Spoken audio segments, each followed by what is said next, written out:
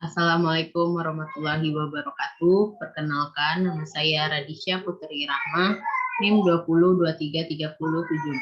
Saya berasal dari Prodi Manajemen Pajak. Baiklah teman-teman, di sini saya akan mencoba menjelaskan soal yang telah diberikan oleh Bapak dosen dan akan mempresentasikannya. Baiklah, saya mencoba untuk share screen soal pada teman-teman.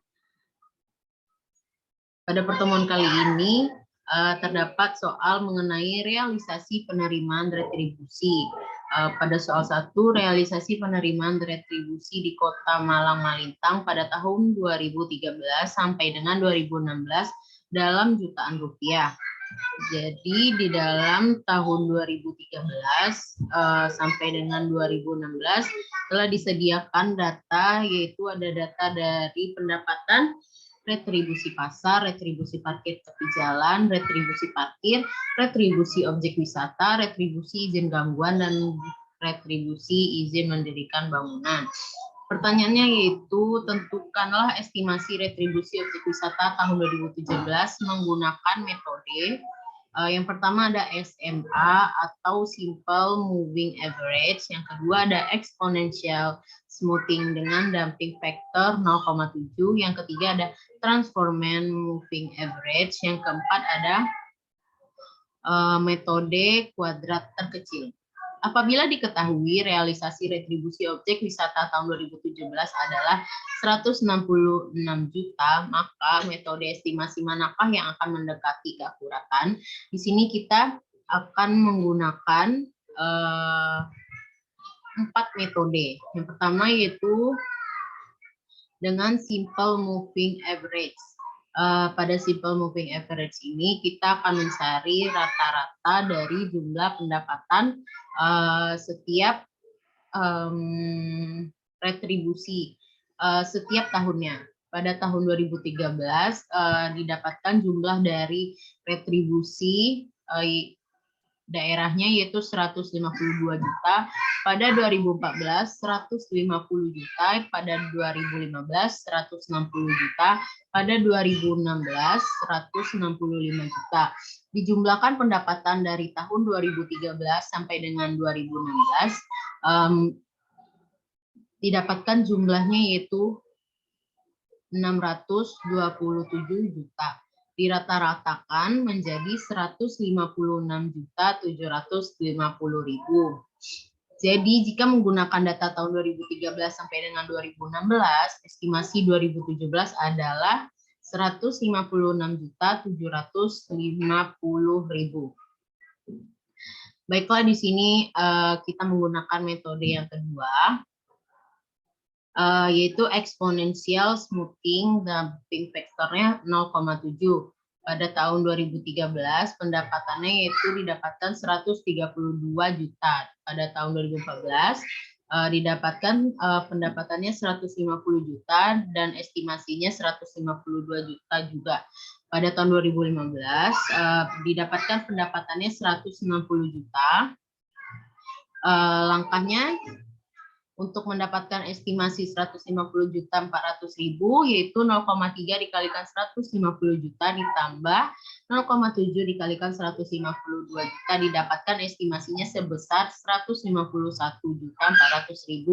Pada 2016 juga menggunakan langkah yang sama, yaitu 0,3 dikalikan 160 juta ditambah 0,7 dikalikan 150.400, didapatkan estimasinya sebesar 153.980.000. Pada tahun 2017 menggunakan langkah yang sama, yaitu 0,3 dikalikan 165 juta ditambah dengan 0,7 ditambah 153.980.000, didapatkan estimasinya sebesar 157.286.000. Baiklah, kali ini metode yang ketiga yaitu transformasi moving average. Didapatkan pada tahun 2013 pendapatannya sebesar 152 juta dan tidak ada perubahan pendapatan. Yang pada tahun 2014 didapatkan pendapatan 150 juta, didapatkan perubahan pendapatan min 2 juta. Pada tahun 2015 didapatkan pendapatannya 160 juta, perubahan pendapatannya sebesar 10 juta. Pada 2016 pendapatannya 165 juta, perubahan pendapatannya 5 juta. Jadi pada perubahan pendapatannya di total keseluruhannya didapatkan hasil sebesar 13 juta. Lalu hasil 13 juta dirata-ratakan, didapatkan hasilnya sebesar 4.333.333 rupiah. Jadi prediksi pendapatannya adalah 165 juta ditambah 4.333.333, didapatkan hasilnya yaitu 169.333.333 sekian. Lalu pada metode yang keempat yaitu ada metode kuadrat terkecil. Pada tahun 2013 X-nya didapatkan min 3, Y-nya 152 juta. Jadi 152 juta dikalikan dengan min 3 hasilnya 456 juta. X kuadratnya sebesar 9 dan begitu seterusnya. Didapatkan jumlah dari keseluruhannya yaitu X-nya 0, Y-nya 627 juta, X-Y-nya sebesar 49 juta, X kuadratnya 20. Maka didapatkan A sama dengan sigma 627 juta dibagi 4, didapatkan jumlahnya yaitu 156.750.000. Yang B 49 juta dibagi dengan 20, didapatkan hasilnya 2.450.000. Persamaannya yaitu didapatkan Y sama dengan 156.750.000 ditambah dengan 2.450.000. X penjualan pada 2017 yaitu Y sama dengan 156.750.000 ditambah dengan 2.400.000 sama dengan 100 dikalikan dengan sekian, didapatkan hasilnya yaitu 169 juta. Maka jika diketahui realisasi objek wisata tahun 2017 adalah 166 juta dan metode kuadrat terkecil lah lebih mendekati keakuratannya. Baiklah, kita akan menuju ke soal nomor 2. Lakukanlah pemetaan potensi retribusi untuk semua jenis retribusi menggunakan tipologi klasen berdasarkan jawaban di atas manakah yang berada pada posisi prima, potensial, berkembang, dan terbelakang. Yang pertama, kita mencari terlebih dahulu retribusi pasar pada tahun 2014. Digunakan rumus Y1 per Y aksen, didapatkan hasilnya yaitu 1,648. Lalu delta Y1 didapatkan hasilnya per delta Y, didapatkan hasilnya sebesar 0,88. Lalu dijumlahkan seluruhnya dengan menggunakan rumus yang sama, didapatkan hasil dari rata-rata Y1 per Y aksen sama dengan 1,65, yaitu besar dari 1, delta Y1 per delta Y didapatkan 0,88, yaitu kecil dari 1, maka jika Y1 per Y aksennya besar, dan delta Y1 per delta Y-nya kecil, didapatkan sebagai potensial. Yang kedua, yaitu retribusi parkir di tepi jalan umum, didapatkan rata-ratanya sebesar 0,891, yaitu kecil dari 1, delta Y1-nya per delta Y didapatkan 1,20 besar dari 1, didapatkan hasilnya berkembang. Yang ketiga, retribusi pasar Y1 per delta Y per Y aksennya didapatkan 0,8 yaitu kecil dari 1, dan delta Y1 per delta Y-nya didapatkan 0,98 yaitu kecil dari 1. Didapatkan hasilnya terbelakang. Yang keempat, retribusi objek wisata didapatkan hasilnya potensial juga karena Y1 per Y aksennya besar dari 1 dan delta Y1 per delta Y-nya kecil dari 1. Retribusi izin gangguan. Retribusi izin gangguan didapatkan rata-ratanya 0,77 yaitu kecil dari 1 dan delta Y1 per delta Y-nya 1,11 yaitu besar dari 1, maka didapatkan hasilnya berkembang. Yang keenam ada retribusi IMB. Retribusi IMB didapatkan rata-ratanya sebesar Y1 per Y aksennya 0,88 dan delta Y1 per delta Y-nya 2,024 yaitu besar dari 1 dan didapatkan hasilnya berkembang. Di sini sudah didapatkan retribusi pasar. Retribusi pasar hasilnya yaitu potensial, retribusi parkir tepi jalan umum hasilnya berkembang, retribusi parkir hasilnya terbelakang, retribusi objek wisata hasilnya potensial, retribusi izin gangguan hasilnya berkembang, dan retribusi IMB hasilnya juga berkembang. Di sini sudah didapatkan beberapa persen yang mendapatkan prima potensial berkembang dan terbelakang.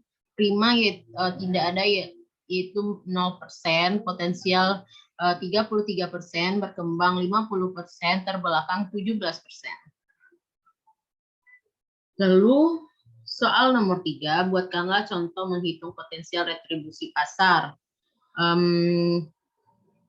Dan yang B, buatkanlah contoh menghitung potensial retribusi parkir tepi jalan umum. Yang C, buatkanlah contoh menghitung potensial retribusi terminal.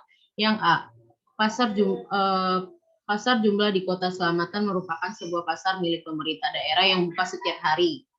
Diketahui jumlah kios, los, dan lapak di pasar jumlah berdasarkan informasi dari UPTD pasar jumlah adalah 1. Jumlah kios 125 kios, jumlah los 150 los, jumlah lapak 375 lapak. Penyampaian retribusi dilakukan oleh petugas pemungut retribusi dan tarif harian berdasarkan peraturan daerah yang ada adalah sebagai berikut. Yang pertama ada tarif kios 5.000, tarif losnya 3.500, tarif lapak 1.500.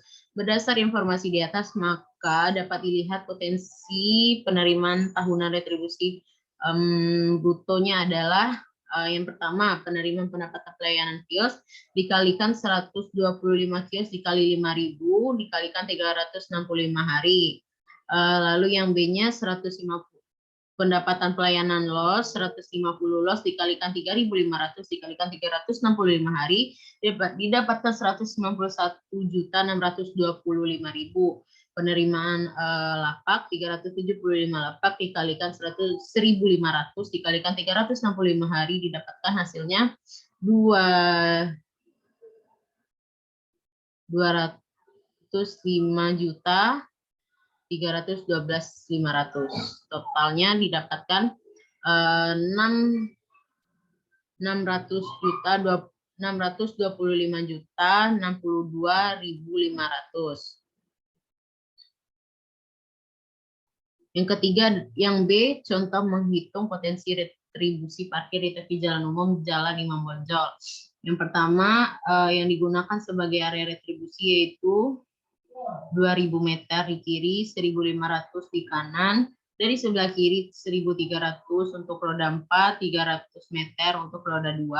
Di sebelah kanan 1.200 meter untuk roda 4, 300 meter untuk roda 2. Berdasarkan survei roda 4 dengan waktu 2 jam untuk sekali parkir, roda 2 dengan waktu 1,5 jam sekali parkir. Roda 4 sama dengan 3.000, roda 2 sama dengan 1.000, lama penggunaan untuk tiap hari jam 7 sampai jam 8, Itu hitung potensi parkir. Yang A, Jalan Imam Bonjol yang kiri, 325 dikalikan 6X, 2.000 dikalikan 365 hari ditambah 1.467 dikali 8 X dikali 100 dikali 365 hari, didapatkan hasilnya 3.468.860.000. Yang B, Jalan Imam Bonjol, 300 dikali 6X dikali 3.000 dikali 365 hari, ditambah 200 unit dikali 80 dikali 1.000 dikali 365 hari, sama dengan 2.555.000. Totalnya yaitu didapatkan 6.053.860.000. Yang C, potensi retribusi terminal. Datanya yaitu sebagai berikut. Hitunglah potensi retribusi. Jawabannya, mobil umum untuk kota 53 dikali 500 dikali 365 hari didapatkan 9.540.000. Dan begitu juga sampai dengan mobil bus angkutan kota. Jadi didapatkan totalnya sebesar 151.932.500 per tahun.